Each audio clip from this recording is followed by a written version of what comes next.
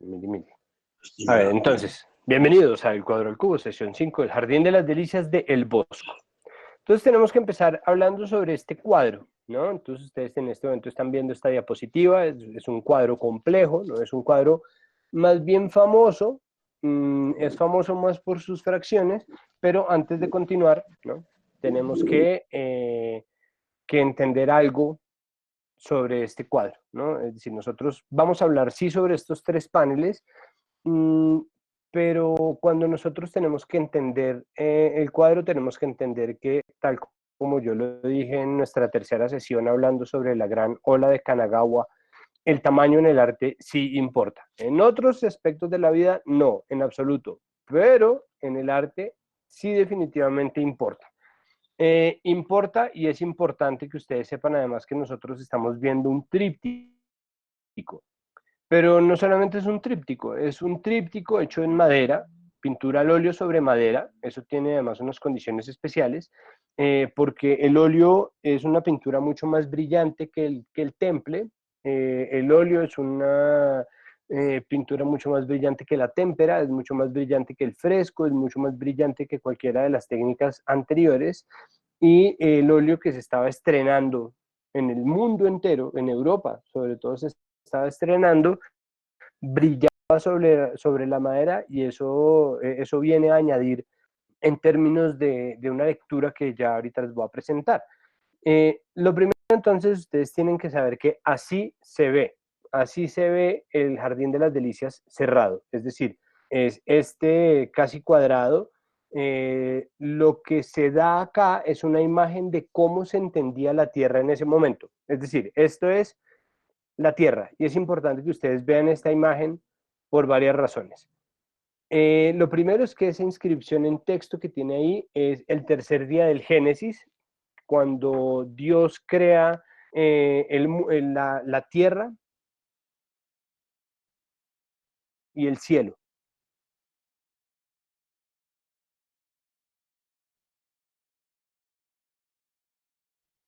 Está hecho en grisalla, tono obviamente blanco, eso está hecho por dos razones. Primero, porque este cuadro es no solamente su parte de al frente, ¿no? Este cuadro está hecho para ser visto por todos lados. Este cuadro está hecho para ser abierto, pero además esta portada de la Tierra, que en ese momento se consideraba que era plana, aunque, aunque se intuía la esfera, se creía que la Tierra era así, plana, extensísima, plana y rodeada por pues por lo que ahora sería la atmósfera, ¿no? Por una esfera de gas, ¿no? Y flotando un poco en el fondo de esa esfera. Esa era la concepción del mundo y por lo tanto se puede entender desde ahí que esto es un retrato de la Tierra, un retrato del mundo, a partir de la idea que se tiene de la creación, ¿no? Se abre como un libro, es decir, tiene una narrativa, pero este tríptico mide 2.2 metros de altura por 3,98 metros de largo, de ancho, perdón. O sea, es gigantesco, ¿no? Uno está acostumbrado, y eso nos pasa a todos, uno está acostumbrado a ver los cuadros y a pensar en los cuadros como, oh, sí, este es grande porque tiene muchas cosas. Uno no alcanza a entender qué tan grande es, ¿no? Hay experiencia, ¿no? No hay una gran cantidad de espacio, sino también una gran cantidad de tiempo. Solo color. Este cuadro, con toda la complejidad de sus elementos, sigue más o menos la misma,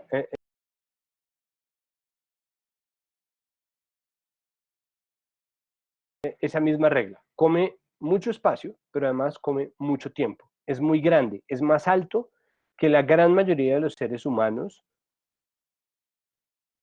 Una persona se puede ver atrapada, ¿no? Introducida en este cuadro. Ténganlo siempre en cuenta porque en este caso lo que nosotros estamos viendo es un tríptico, ¿no? Pero esto no es un tríptico común y corriente. Este es un tríptico que es un lugar, es decir, es un lugar, es un cuadro en el que nosotros entramos y es una experiencia. Y por eso empieza a contar el hecho de que la pintura fuera pintura al óleo sobre madera.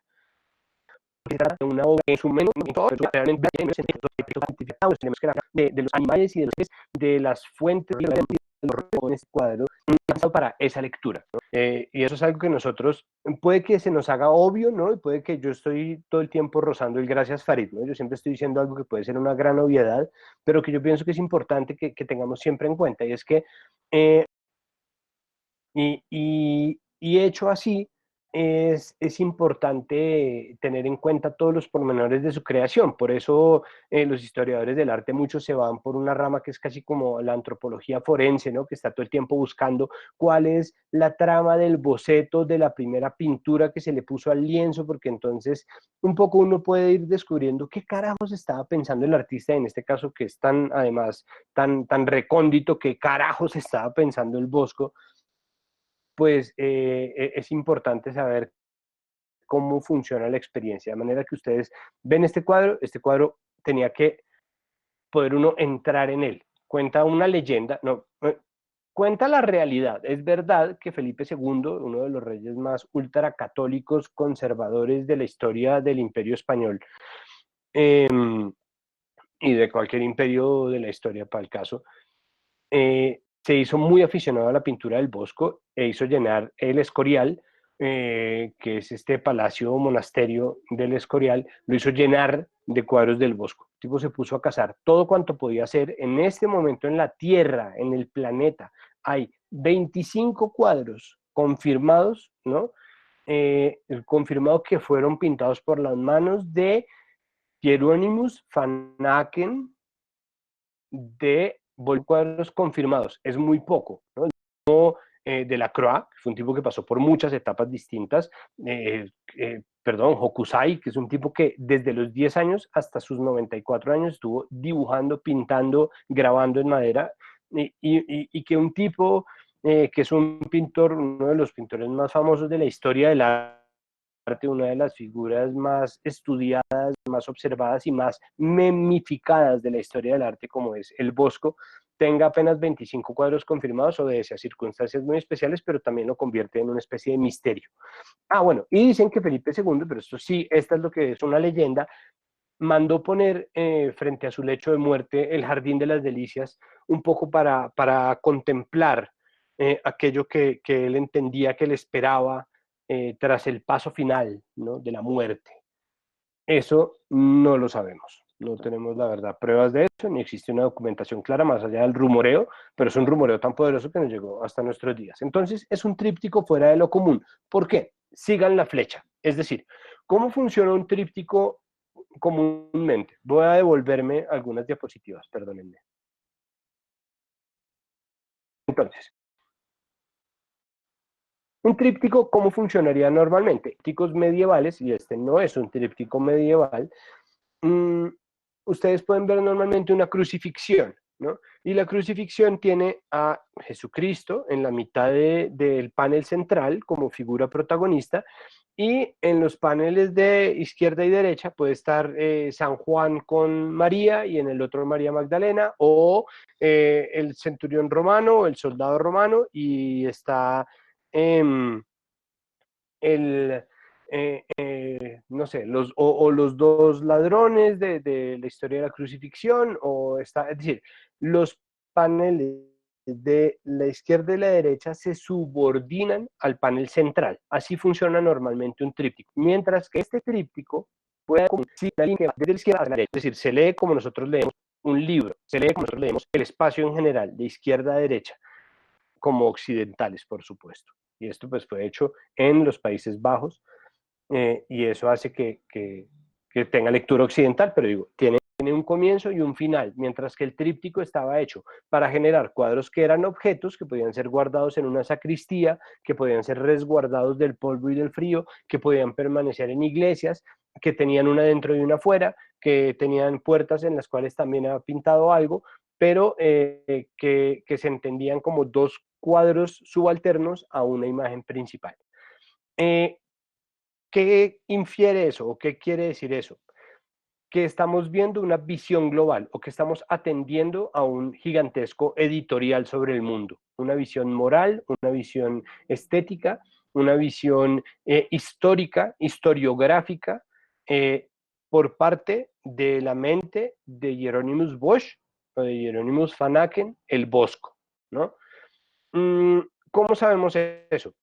Porque nos vemos obligados a, y vuelvo y me devuelvo, perdónenme, a ver esto. Es decir, cuando lo tenemos de frente, cualquier persona que lo haya tenido de frente ha experimentado esto mismo que nosotros estamos experimentando, ¿no? Un poco de vainas, para ponerlo en lenguaje coloquial, un poco de vainas. Nos paramos y vemos un panorama complejo, complejísimo, por supuesto, en nuestras pantallas, en donde se pixela la imagen por buena calidad que tenga, va a ser más complejo aún y muchas de las cosas se van a perder efectivamente en esa complejidad que nosotros vamos a estar viendo que son. Eh, pero el hecho de que estemos viendo este paisaje, ¿no? Esta línea de horizonte, allá existe además este contraste entre los lugares verdes y los lugares y el lugar negro de la derecha, donde existe claramente una lectura de izquierda a derecha que termina en este cuadro caótico que aún no podemos ni siquiera empezar a descifrar. Lo que nos habla es que hay una visión global que se nos está exponiendo, ¿no? Se nos está contando cómo ve el pintor el mundo. Y claro, aquí es importante decir que siempre que nosotros vemos un cuadro cualquiera, lo que una persona elige publicar, lo que un artista, sobre todo en edición, mientras que un Instagramer no necesariamente, ¿no? Yo subo a mis redes sociales muchos de los dibujos que yo hago en mis cuadernos cuando estoy hablando con gente, cuando estoy teniendo reuniones virtuales en Zoom o cuando estoy por ahí desparchado, y eso no quiere decir que yo les hago bocetos. Pero cuando un artista decide, y eso todavía pasa, eh, mostrarle al mundo su obra, está dando una visión global. No importa si esa obra es un ojo, ¿no? Pintado de cerca. No importa si eso son tres notas que se repiten o una variación sobre tema, ¿no? En la música. No importa si es un cortometraje de 5 minutos o si es un largometraje de 3 horas. Siempre corresponde a una visión global. Pero en este caso, estamos viendo una visión global, global. Es decir, esto es el retrato de cómo el Bosco entendía el mundo, su historia, sus implicaciones, sus relaciones morales, su tejido ético y el sentido religioso que aglutinaba o aglutina todo cuanto ha sido creado. Es decir, es de verdad una visión global, como cuando la gente del mundo mundial, ¿no? Porque uno pues ya se acostumbra a decir, ay, todo el mundo, y todo el mundo son 50 personas, ¿no? Todo el mundo son las 10 personas que uno conoce, o los 10 amigos de uno, ¿no? Ay, todo el mundo dice que, ¿no? Nosotros hacemos eso todo el tiempo. No, esta vez de verdad es, y no puedo ser lo suficientemente enfático en esto, todo el mundo. Eso es lo que nos está mostrando el Bosco y eso es importante tenerlo en cuenta. Tenemos, como se trata de un tríptico que trae una lectura, tiene una historia que son muchas historias, pero que es ya vamos a llegar a eso, una narrativa. Va del punto a la izquierda, al punto B a la derecha, ¿no? Tiene inicio, nudo y desenlace. Y en este caso además es perfectamente claro. Y no solamente es perfectamente claro, sino que además yo no sé si ustedes recuerdan sus cuadernos de español y literatura del colegio, cuando uno dibujaba la línea, cuando uno le enseñaban inicio, nudo y desenlace, el inicio era cortico, el nudo era largo y el desenlace era cortico. De manera que incluso en la geometría del tríptico, que no estaba pensado para eso, termina retratándose también cómo funciona una historia, una narrativa, ¿no? Un inicio, un nudo y un desenlace. Y efectivamente estamos viendo un inicio, un nudo y un desenlace, ¿no? Entonces, ¿qué historia estamos viendo? Estamos viendo aparentemente la historia de la creación, pero al mismo tiempo es importante pensar que tal vez es la historia de una persona, que es la historia de quien mira, o tal vez es la historia de los tiempos, ¿no? Y voy a tratar de explicarme. Es decir, puede ser la historia de todos nosotros, pero tal vez sea muy fatalista pensar que todos nos vamos a ir al infierno. Puede que sí, ¿no? Pero al menos conozco un edificio en Rosales en donde sé que los habitantes se van a ir al infierno, pero eso no nos implica a todos necesariamente, ¿no? No necesariamente todos nosotros vamos a ir a parar al infierno, y yo me imagino que el Bosco, como católico, católico de la pre-reforma, pero católico a fin de cuentas que era, de ninguna manera estaba pensando, pues yo también voy a ir para el infierno, entonces qué carajos, ¿no? Armemos este zaperoco de la mitad. Sino al contrario, él estaba contemplando que el mundo en general iba para allá. Entonces tal vez es la historia de la humanidad, o tal vez es la historia de las almas, o tal vez es la historia del pecado, mmm, o tal vez es la historia del apocalipsis. Y eso, por ejemplo, pasa por unos detalles que ya les voy a mostrar, o tal vez es la historia simplemente de los pecadores, ¿no? Como la gente que sale en redes sociales a decir, ¡ay, no todos los hombres somos así! Pues bueno, entonces de pronto es la historia de solo los pecadores, o de pronto es la historia que está tratando de contar alguien que mira. Todo esto cabe en estos tres paneles y sus tapas, pero en estos tres paneles cabe todas esas narrativas, y todas esas historias se están contando al tiempo, y por eso es tan complejo, porque además de eso estamos viendo la historia de cada humano que está retratado ahí, ¿no? De cada humano que está puesto en este panel, de cada animal que está puesto en este panel, de cada lugar que está puesto ahí, ¿no? Y el hecho de que estén Adán y Eva con Dios en el panel de la izquierda, ¿no? En el paraíso terrenal, pues nos da cuenta de que tal vez sí es la historia de la humanidad completa, pero al mismo tiempo puede que, es decir, yo que soy de respuestas tan largas, ¿no? Cuando me hacen una entrevista, más o menos es como, bueno, pero ¿cuántos años tiene? Yo digo, no, todo empezó en, ¿no? Entonces es posible que esté contando una historia como yo quisiera contar la historia del pecado, pero para contar la historia del pecado tengo que empezar por ahí, ¿no? Todo empezó con la creación, ¿no? Se hizo el árbol de la vida, se les dijo que no hicieran esa carajada, pero entonces la hicieron, y entonces miren cómo nos volvimos y miren para dónde vamos. Todo eso cabe. Y viene el otro, es una historia para qué.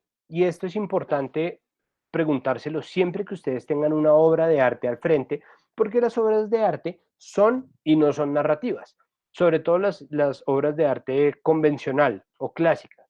Es decir, ustedes tienen una obra que efectivamente está contándoles una historia, o en torno a la cual se tejen muchas historias. Piensen, por ejemplo, en la Mona Lisa, ¿no?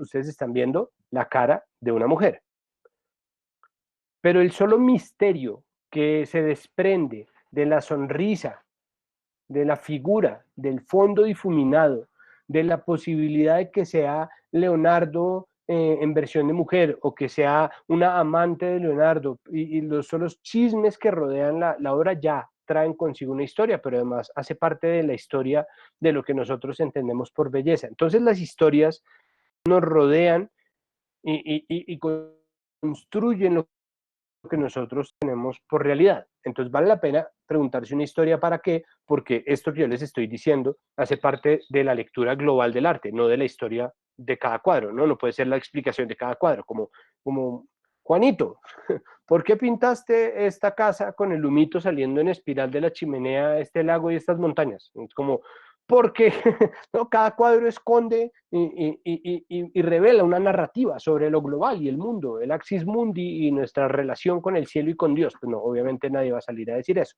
Entonces volvemos. ¿Una historia para qué? Existe la posibilidad de que sea una historia moralizante, ¿no? Piensen que esto es un cuadro en donde uno puede visitar los paneles, ¿no? En donde uno puede sumergirse, si se quiere, en donde Felipe II dicen que quiso sumergirse, que efectivamente lo llevó y está en la colección del Museo del Prado. En ese momento los Países Bajos alcanzaron a ser una parte, ¿no? Flandes del Imperio Español, y tuvieron además unas relaciones comerciales aparte de las guerras que siempre se combinan. Mm, y, y es una historia que tal vez esté hecha para, mire lo que le puede pasar si usted se pone en estas, ¿no? Ya vamos a ver qué es en estas, pero que es además una cantidad de cosas, pero digo, mire lo que puede pasar, ¿no? El pecado, o puede ser una historia simplemente para soltarla, ¿no? Como cuando alguien está contando un cuento de un amigo y por ahí alguien en la cocina dice, lo que mal empieza, mal termina. Tal vez es así, tal vez es así. Tal vez es un acto de catarsis, o es un acto de desahogo. Como tengo esto, ¿no? La gente muchas veces piensa en el Bosco como un tipo atormentado por los demonios que retrata, que dice, pintor en tu desvelo, ¿no? Está hablándole al Bosco, pintor en tu desvelo, como hay un poco de una historia para qué, ¿no? Entonces es importante preguntarse. Un lugar es el mismo lugar, es un lugar en el cuadro, es posiblemente exista, o es un lugar en el espacio, es decir, son distintos lugares y lo que configura al cuadro como un lugar en sí mismo, acuérdense que un tríptico es un lugar, ¿no? Lo que configura ese lugar, ¿no? Esa sensación la realidad virtual empieza a pensar en medieval, porque como la pintura medieval, esto no es medieval, ojo, pero como la pintura medieval era pedagógica, en general la imaginería, la creación de imágenes en la Edad Media era pedagógica,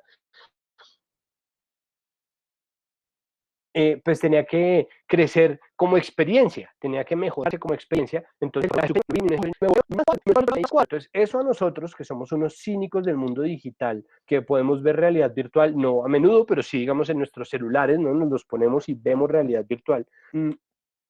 Nos parece que es una pendejada, ¿no? Como ridículos, pero en el momento en que eso se pensó así, era tremendo, ¿no? Como la primera persona que hizo un tríptico, se lo puso a alguien, ¿no? O hizo un tríptico pequeño en donde uno podía meter la cabeza y mirar hacia un lado y hacia el otro y sentirse encerrado por el cuadro, generaba un lugar en el espacio. Entonces, esta historia de esa presión en el espacio de eso, o recorrer ese lugar a través de los años y de las eras, del momento en el que somos el paraíso hasta el momento en el que nos convertimos en el infierno. Y eso también viene a ser parte de la lectura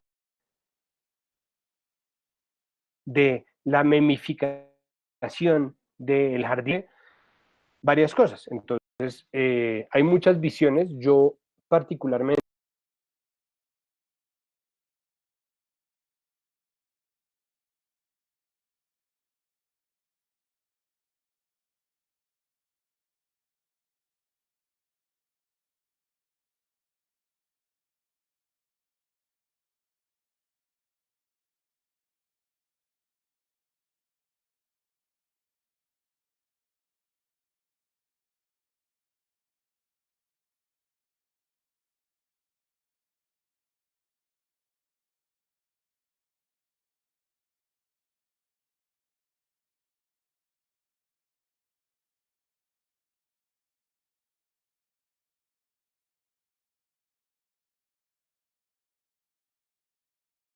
les voy a dar la visión más,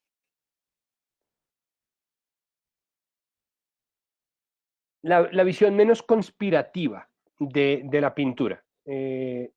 Dicho esto, es decir, yo les había hablado sobre las muchas lecturas dependiendo de las muchas épocas en las cuales había sido visto este cuadro, mm, pero es importante que nosotros tratemos de recopilar la mayor cantidad posible de información verificada, y esto además con todo lo que nos rodea, para poder hacernos a una visión realista, sobre todo porque la idea de la historia del arte es entender la historia de la mirada, ¿no? Y entender la historia de la comunicación humana en los niveles del arte, y es importante entender la manera en que nosotros contemplamos el mundo y la manera en que el arte ha transformado las miradas. Entonces, volvemos a lo mismo.